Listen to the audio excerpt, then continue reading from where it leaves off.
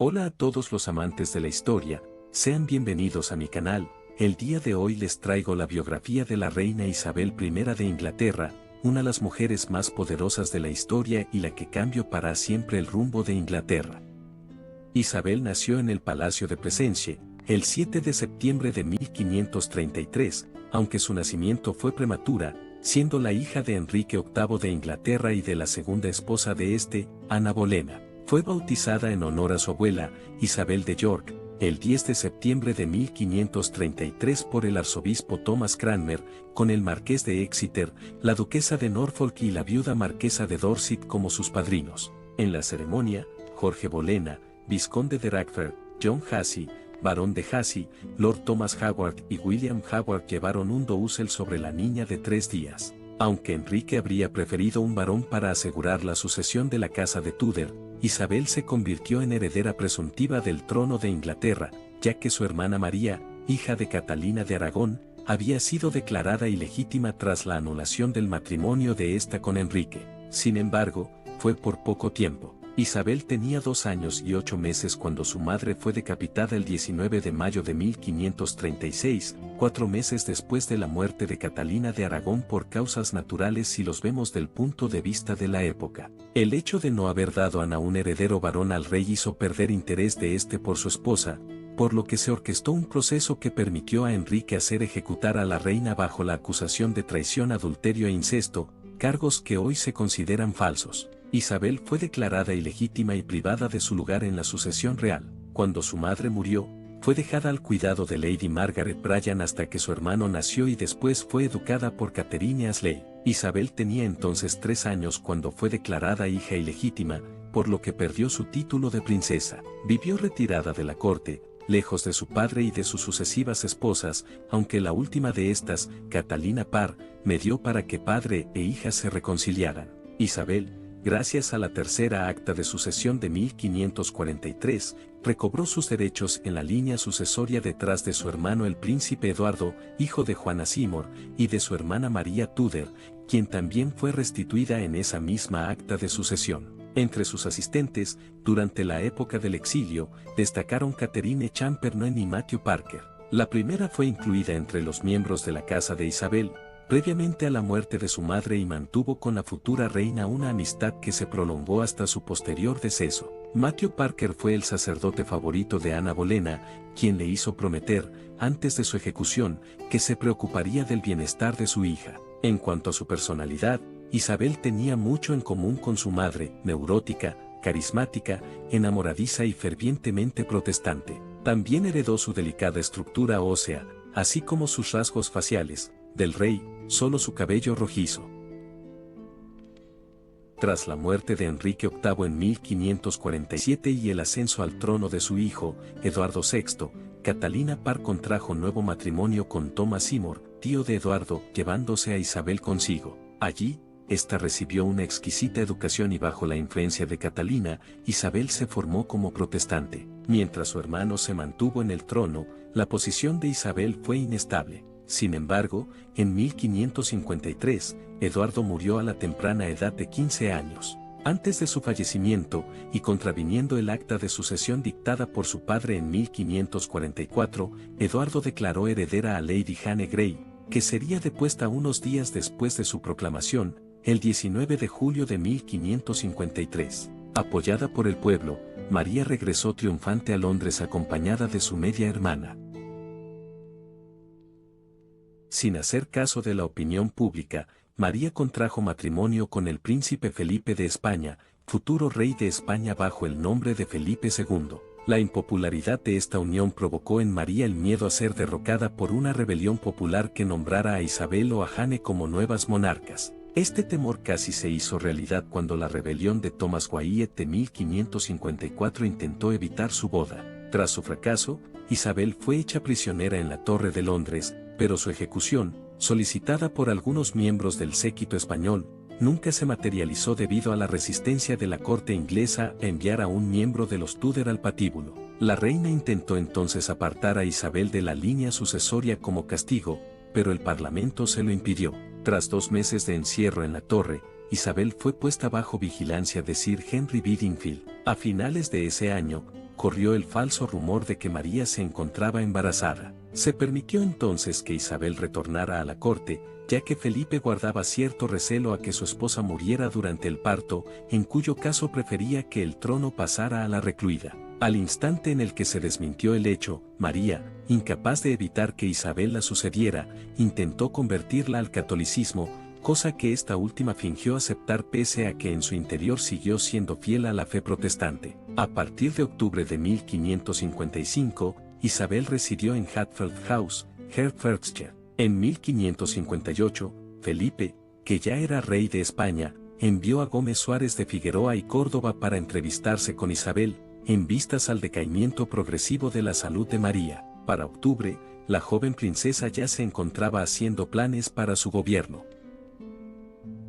El 6 de noviembre, María reconoce a Isabel como su heredera y el 17 de noviembre la reina fallece, dejando a Isabel como nueva reina de Inglaterra. Según la tradición, Isabel recibió la noticia bajo un roble y en respuesta, recitó un verso del Salmo 118, «Esta es obra del Señor y es maravilloso ante nuestros ojos». A la edad de 25 años, Isabel se convirtió en reina y declaró sus intenciones a su consejo privado y los otros pares del reino que habían llegado a Hatfield a manifestar su apoyo. Su discurso ante ellos se convirtió en el primer testimonio que ha llegado hasta nuestros días sobre la teología política medieval de los dos cuerpos, el natural y el político. Mis señores, la ley de la naturaleza me mueve a llorar por mi hermana, la carga que recae sobre mí me asombra, y sin embargo, considerando que soy una criatura de Dios, me ordena a obedecer su nombramiento, me rendiré, deseando desde el fondo de mi corazón que pueda tener asistencia de su gracia para ser ministro de su voluntad celestial en este puesto ahora a mi encomendado. Y como yo no soy más que un cuerpo considerado naturalmente, aunque con su permiso un cuerpo político para gobernar, así desearía que todos vosotros seáis mis ayudantes, para que yo con mi gobierno y vosotros con vuestro servicio podamos rendir una buena cuenta a Dios Todopoderoso y dejar algo de consuelo a nuestra posteridad en la tierra. Pretendo dirigir todas mis acciones con buen asesoramiento y consejo. A su regreso triunfal a Londres en la víspera de su ceremonia de coronación, fue bienvenida calurosamente por los ciudadanos y saludada con oraciones y espectáculos con fuerte sabor protestante. Las respuestas abiertas y corteses de Isabel fueron recibidas con alegría por la población, quienes se encontraban maravillosamente encantados por su nueva reina. El día siguiente, el 15 de enero de 1559, Isabel fue coronada y ungida por Owen Oglethorpe, obispo católico de Carlisle, en la abadía de Westminster. Luego fue presentada para la aceptación de la gente, en medio de un ruido ensordecedor de órganos, pífanos, trompetas, tambores y campanas. Aunque Isabel fue recibida con alegría y esperanza, el país todavía estaba en un estado de ansiedad por la amenaza percibida de los católicos dentro y en el extranjero, así como por la elección de con quién se casaría. Al comienzo de su reinado, la política exterior de Isabel se caracterizó por su cautelosa relación con la España de Felipe II, que se había ofrecido a casarse con ella en 1559, y sus problemáticas relaciones con Escocia y Francia, país este último con el que se encontraba en guerra debido a que su hermana María Tudor había decidido apoyar a su marido Felipe II de España en la guerra casi continua en la que se hallaban inmersas España y Francia desde 1522. La reina de Escocia, María Estuardo, nieta de Margarita Tudor, estaba casada con Francisco II de Francia. Aunque residía en Francia, su madre, María de Guisa, parte de una de las más poderosas y católicas casas nobiliarias francesas, regía el reino en su ausencia, defendiendo los intereses de los católicos en Escocia. Debido a la guerra contra Francia en la que se encontraba inmersa Inglaterra, Francisco apoyó las pretensiones de su mujer al trono inglés, mientras que la madre de esta permitía la presencia de tropas francesas en bases escocesas. Rodeados por la amenaza francesa, Isabel y Felipe se vieron forzados a unir fuerzas pese a sus diferencias religiosas. Por un lado, y gracias a la mediación de Felipe, Inglaterra se sumó al Tratado de Paz de Cateau-Cambrésis en 1559, en el que Isabel renunciaba formalmente a la última plaza inglesa en el continente, Calais, capturada el año anterior por Francisco de Guisa, hermano de María de Guisa. Por su lado, Francia se comprometía a retirar su apoyo a las pretensiones de María Estuardo al trono inglés. Durante las celebraciones que acompañaron a la firma de este tratado de paz, Francisco II murió, lo que provocó que su esposa María regresara a Escocia en 1561. Además, en el mismo año, Isabel apoyó la revolución religiosa de John Knox, líder protestante escocés, que buscaba eliminar la influencia católica en Escocia. Isabel envió un ejército a sitiar Leith, donde se concentraban las tropas francesas, y una armada a bloquear el fiordo de Forth, donde se esperaba que los franceses desembarcaran refuerzos para apoyar a los escoceses. Aunque el sitio de Leith fue un terrible fracaso, la armada logró impedir el desembarco francés y facilitó la victoria rebelde, logrando, tras la muerte de María de Guisa en 1560, que representantes de María Estuardo firmaran el Tratado de Edimburgo, que eliminó la influencia francesa en Escocia, aunque María se negó siempre a ratificar dicho tratado. Mientras tanto, Catalina de Médicis, regente en nombre de Carlos IX en Francia tras la muerte de Francisco II, fue incapaz de impedir que Francisco de Guisa llevara a cabo una matanza de hugonotes, con lo que estalló una guerra religiosa entre la Casa Católica de Guisa, dirigida por Francisco, y la Casa Protestante de Borbón, dirigida por el príncipe de Condá, Luis Borbón. Isabel apoyó la causa protestante, llegando a comprar a estos últimos el puerto de El Havre, que pensaba intercambiar por Calais al final de la guerra. Sin embargo, tras la tregua entre protestantes y católicos de 1563, Isabel no pudo retener El Havre y firmó una paz con Francia en 1564. Tras las victorias en Escocia y la desafortunada intervención en Francia, desaparecieron los únicos elementos comunes de la política exterior de Isabel y Felipe II, lo que se tradujo en un continuo decaimiento de las relaciones entre ambos países, a la vez que en un acercamiento de Inglaterra a Francia. Desde los primeros años de su reinado, Isabel depositó su confianza en Sir William Cecil, que fue primero secretario real y luego tesorero real hasta su muerte en 1598, momento en el cual la confianza de la reina pasó al hijo de este, Robert Cecil. Poco después del ascenso de Isabel al trono se inició un debate sobre quién tenía que ser el esposo de la reina, incluyendo la petición del Parlamento a la reina de que contrajera matrimonio. Sin embargo, contraer matrimonio hubiera significado para Isabel compartir el poder con el rey consorte, algo que hacía que sienta cierta repulsión, y que puede explicar en parte su negativa constante a hablar siquiera de matrimonio. Sin hijos que la sucedieran, Isabel tenía dos herederas lógicas, María Estuardo, nieta de la hermana mayor de su padre, Enrique VIII, Margarita Tudor, y Catalina Grey, descendiente de la hermana menor de Enrique VIII, María Tudor. Isabel sentía animadversión tanto hacia la primera, por sus enfrentamientos anteriores y su catolicismo, como hacia la segunda, que se había casado sin el permiso real y cuya hermana había sido reina por solo 9 días. El problema de la sucesión se agravó en 1562, año en el que Isabel sufrió la varicela. Aunque se recuperó, el Parlamento volvió a insistir en la necesidad de que se casara para obtener descendencia, a lo que Isabel se negó, disolviendo el Parlamento hasta 1566. Ese año la reina necesitaba el permiso del Parlamento para recaudar más fondos, este le fue otorgado a condición de que se casara, a lo que Isabel volvió a negarse. En 1568, Catalina Grey murió dejando descendientes que por distintas razones no eran aptos para el trono, así pues, María Estuardo vio aún más reforzada su posición de heredera natural del reino. Sin embargo, María tenía sus propios problemas en Escocia, donde una rebelión provocada por su boda con el asesino de su segundo marido, con el que había concebido a Jacobo VI, forzó a que abdicara en este y huyera a Inglaterra. Allí fue muy mal recibida, y debido tanto al peligro que suponía para Isabel como heredera del trono como al descubrimiento de unas cartas donde supuestamente instigaba a los asesinos de su segundo marido a actuar, fue recluida en el castillo de Sheffield. En 1568, Isabel se sintió amenazada por la durísima represión del duque de Alba en las revueltas protestantes en Holanda, así como por el ataque de Felipe II contra los barcos de los corsarios Francis Drake y John Hawkins, mientras que sus consejeros, encabezados por Francis Walsingham, pedían a la reina que apoyara la causa protestante como ya había hecho años antes con el príncipe de Condá. Esta se inclinó por ordenar la captura de la flota de Indias en 1569.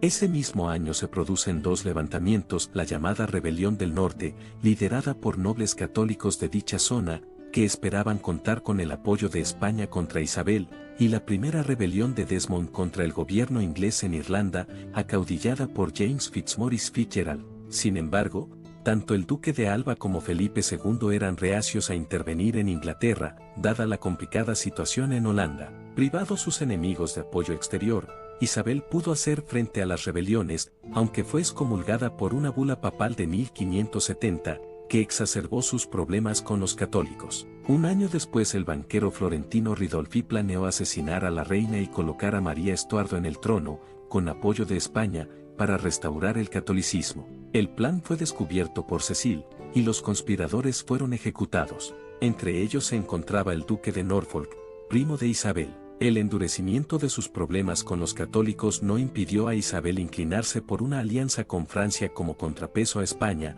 a pesar de la matanza de San Bartolomé de 1572. Llegó incluso a negociar su matrimonio con el futuro Enrique III, y tras la coronación de este, con su hermano Francisco de Anjou, que falleció en 1584 antes de que la unión pudiera llevarse a cabo. La presión sobre Isabel para que apoyara a los protestantes holandeses fue incrementándose hasta que en 1577 el Consejo Real, incluyendo a Cecil, aprobó unánimemente el envío de una fuerza expedicionaria. La reina confirió el mando de dicha fuerza a Robert Dudley, conde de Leicester, pero cambió de opinión al año siguiente retirando su apoyo por su reticencia a entrar en un conflicto abierto con España. En 1579, apoyándose en la bula de excomunión contra Isabel, James Fitzmaurice Fitzgerald lanzó la segunda rebelión de Desmond. Contaba con el apoyo del Papa, que envió tropas y dinero, y de Felipe II, que mandó un pequeño cuerpo expedicionario a Irlanda,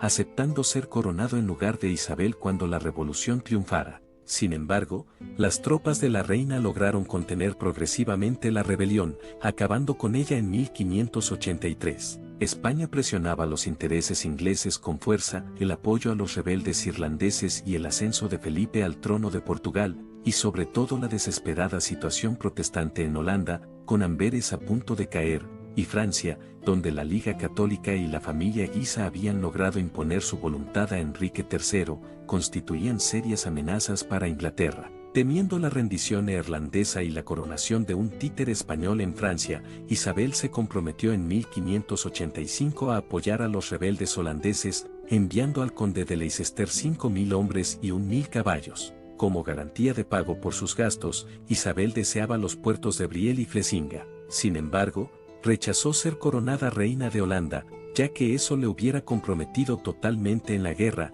y su situación económica no lo permitía. El conde de Leicester no fue capaz de obtener ninguna victoria militar significativa, y de hecho todas sus intervenciones acabaron en derrota. Esto, unido a su aceptación contra la expresa voluntad de Isabel del título de gobernador general de Holanda, provocó que fuera llamado a Inglaterra en 1587. Asimismo, Isabel apoyó la actividad corsaria de Francis Drake contra la marina mercante española, lo que llevó a Felipe II a considerar la posibilidad de una guerra abierta contra Inglaterra, en cuanto hubiera una razón de peso para ello. Una nueva conspiración católica contra Isabel otorgó a Felipe la excusa que buscaba. El rico comerciante londinense Anthony Babington pretendía asesinar a la reina y coronar a María Estuardo. El complot fue descubierto en la primavera de 1586, se reveló que en la misma había participado la propia María supuestamente, por lo que el Parlamento pidió su ejecución. Isabel se resistió todo lo que pudo,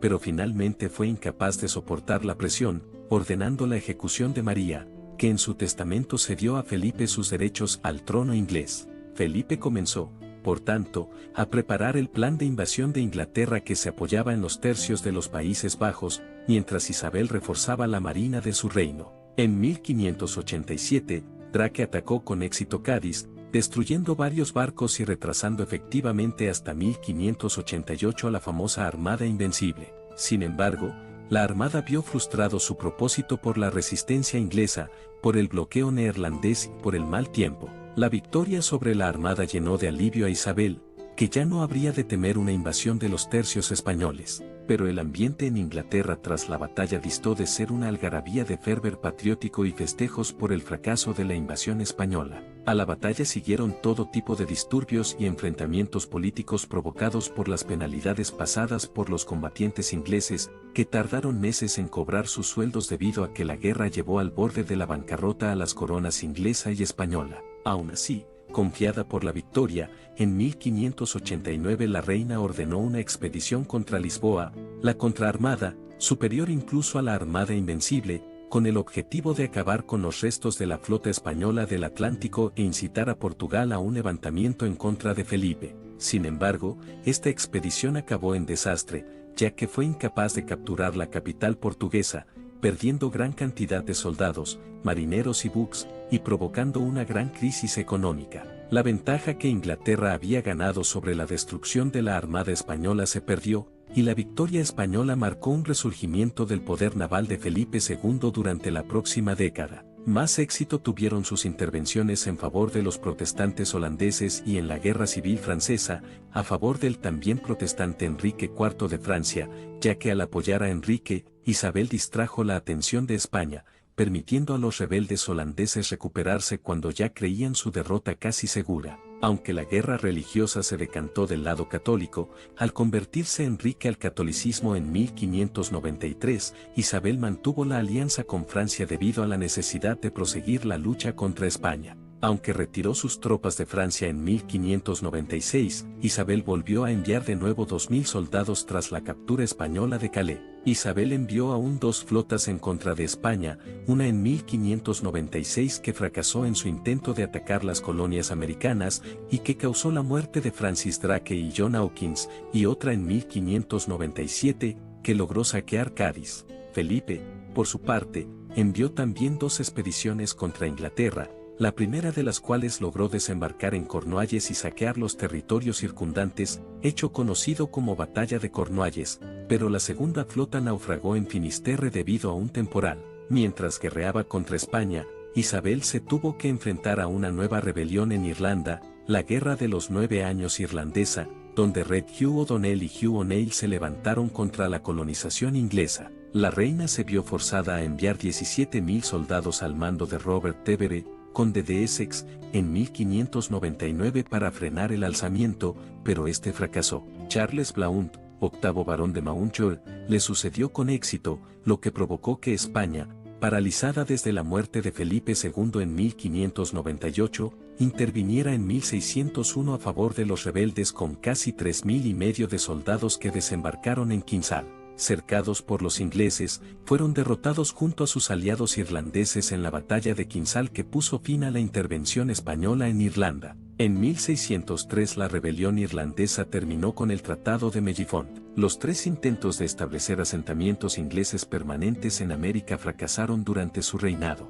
Los viajes de Martin Frobisher, la expedición de Humphrey Gilbert a San Juan de Terranova en 1583 y la colonia de Rouen Oak el arzobispo de Canterbury, Whitgift, en el lecho de muerte de Isabel. Vitral de la iglesia de St. James, Grimsby. El asesor principal de Isabel, William Cecil, murió el 5 de agosto de 1598. Su papel dentro de la política real será continuada por su hijo Robert, que pronto se convirtió en el líder del gobierno. Una de las tareas que este último se propuso fue preparar el camino para una sucesión tranquila. Ya que Isabel nunca quiso nombrar sucesores, Cecil se vio obligado a proceder en secreto, entrando en negociaciones con Jacobo VI de Escocia, que tenía fuertes, pero no reconocidos, derechos sobre la corona. Cecil enseñó al impaciente Jacobo a mantenerse en la sucesión asegurando el beneplácito de la reina, sin pedir abiertamente el trono. El consejo funcionó. El tono de Jacobo encantó a Isabel, aunque según el historiador Neil, Isabel nunca declaró abiertamente la sucesión al escocés, ella sí dio a conocer sus deseos por inequívocas frases veladas. La salud de la reina permaneció sin sobresaltos hasta el otoño de 1602, cuando una serie de muertes dentro de su grupo de amistades la sumió en una depresión severa. En febrero de 1603, la muerte de la condesa de Nottingham, Catalina Howard, que era sobrina de su prima y amiga Catalina, Lady Knollys, fue un golpe de particular importancia. En marzo, se describe que la reina está con malestares y parecía deprimida. Se instaló en uno de sus palacios favoritos, Richmond, cerca del río Támesis. Ella misma se negó a ser examinada y tratada por sus médicos, además de negarse a guardar cama, permaneciendo de pie por varias horas, en silencio. A medida que su condición se deterioraba, sus damas de honor esparcían cojines por el suelo, e Isabel finalmente se recostaba en ellos. Mientras se iba debilitando, sus siervos insistieron en ponerla más cómoda en su cama, al mismo tiempo que consejeros de Isabel se reunían alrededor y se tocaba música suave para calmarla. Isabel aún no había nombrado un sucesor, y en su lecho de muerte le hizo una señal a Cecil para dejar a Jacobo en el trono. Cerca de las 2 de la mañana, la reina murió el 24 de marzo de 1603, y se dice que falleció ligeramente como un cordero, fácilmente como una manzana madura del árbol. Isabel fue enterrada sin habérsele practicado la autopsia, por lo que la causa de su muerte sigue siendo desconocida. Generalmente se atribuye a un envenenamiento de la sangre, posiblemente causado por el maquillaje blanco, hecho a partir de ceruza veneciana, una mezcla de plomo y vinagre, haciendo este altamente venenoso. A las pocas horas, Cecil y el consejo llevaron a cabo sus planes y nombraron a Jacobo como nuevo rey de Inglaterra. El ataúd de Isabel fue llevado río abajo en la noche a Whitehall, en una barca iluminada con antorchas, para luego ser dejada en capilla ardiente.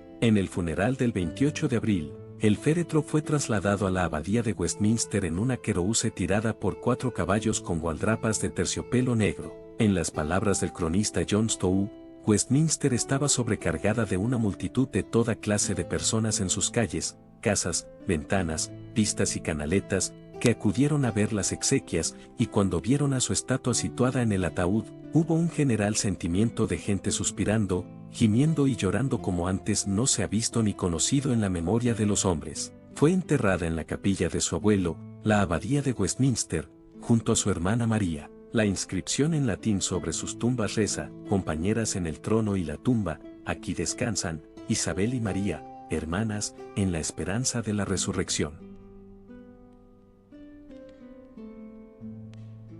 Uno de los hechos más destacados de su reinado fue el de la transformación de Inglaterra, un país mayoritariamente católico, en un país protestante. María, hermana de Isabel, había restaurado el catolicismo durante su época de gobierno, hasta tal punto que la reina no encontró a ningún obispo importante que oficiara su coronación y tuvo que recurrir al obispo de Carlisle. Ya en 1559, Isabel, suprema gobernadora de la Iglesia anglicana, proclamó el Acta de Uniformidad, que obligaba a usar una versión revisada del devocionario de Eduardo VI, un libro protestante, en los oficios y a ir a la iglesia todos los domingos, y el Acta de Supremacía que forzaba a los empleados de la corona a reconocer mediante juramento la subordinación de la iglesia inglesa a la monarquía. La mayoría de los obispos católicos instaurados por María se negaron a aceptar estos cambios, siendo depuestos y sustituidos por personas favorables a las tesis de la reina. Isabel intentó durante sus primeros años una política de tolerancia hacia los católicos,